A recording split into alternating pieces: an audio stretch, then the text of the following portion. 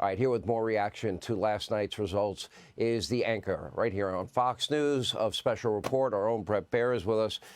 You know, we've been through a number of elections together. If you just think back in all that we've gone through, we have a change in candidates. Sadly, you know, 2 would-be assassins. You have all of these things. You have lawfare going on at the same time, a former president in a mugshot. You have people wanting to put him in jail. I can't think of a time that it has been this wild of a ride. What is your, big picture take on all this? Yeah, good evening, Sean. Thanks for having me. I think it's surreal. I think that what we've seen in this election, we will never see again. What transpired from June 27th in that debate where we saw President Biden really just kind of implode, and then the change of the nominee, the 2 assassination attempts, all that we've been through, the debate, my interview with Kamala Harris, you look at what transpired and how she developed her campaign. I'm fascinated by the kind of recriminations, the autopsy that the Democrats are doing on day one, and it's sort of all over the map. They're saying there's all kinds of things wrong. But the bottom line is that the people who voted for the former president said, "You're not listening to me," is at least what we got out of the Fox News voter analysis. The economy matters to me. I'm paying too much. Inflation matters to me. Immigration matters to me. I really don't like the woke stuff. I really don't like my kids going into a bathroom with a man who identifies as a woman. That matters to me. And others didn't hear that. And so I think we're in a different place. And really the indictment is on the media industrial complex that no longer has a bullhorn, because despite everything that everybody said, people voted, and they voted for former President Trump in big numbers. You know, it's funny, and I was discussing this a little bit when I was a guest on your show, and great coverage last night and great ratings last night, and a little bit with Brit Hume, and that is, in many ways, the media industrial complex, as you call it, or I affectionately refer to as the state-run media mob. But if you look at the big 3 networks, if you look at all these left-wing cable channels, if you look at the major newspapers in this country, the trust in media has never been lower. And I would argue that their power, quote, influence is waned to the point where they threw everything they could possibly throw at Donald Trump united, and the American people didn't listen, they didn't care, they didn't pay attention, and they went in an entirely different direction.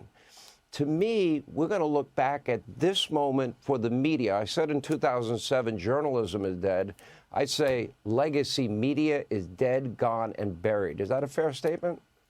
It may be, Sean. And listen, I really liked having you on the show, as did Martha. And I think it really added something. And you said, listen, I'm going to make a prediction, and I don't mean to go over my skis, but I'm going over my skis, and it turned out to be right. It turned out to be dead right across the board. The blue wall became the red wall. It was really great to have you on and have that insight and perspective.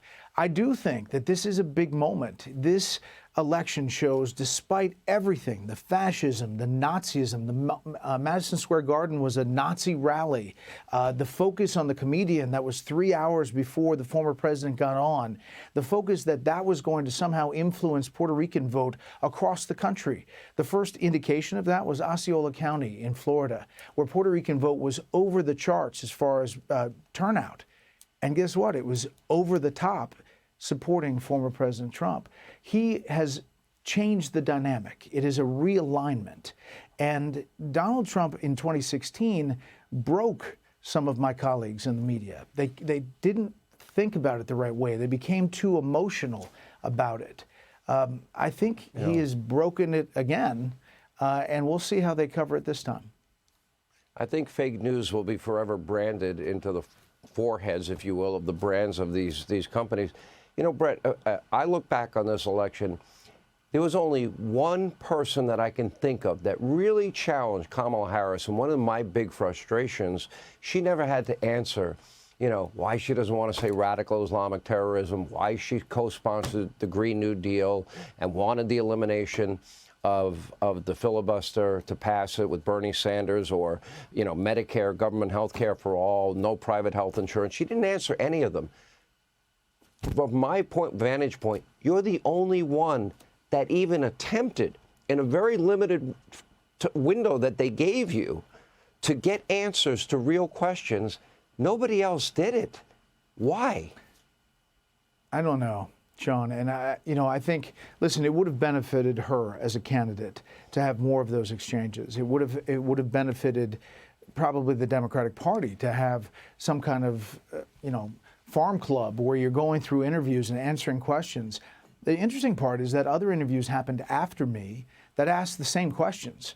And they were, if you're turning the page, how can you say that you're different than President Biden? Didn't work. She didn't have an answer. And I think that's part of the authenticity that cost her problems in this election. Yeah.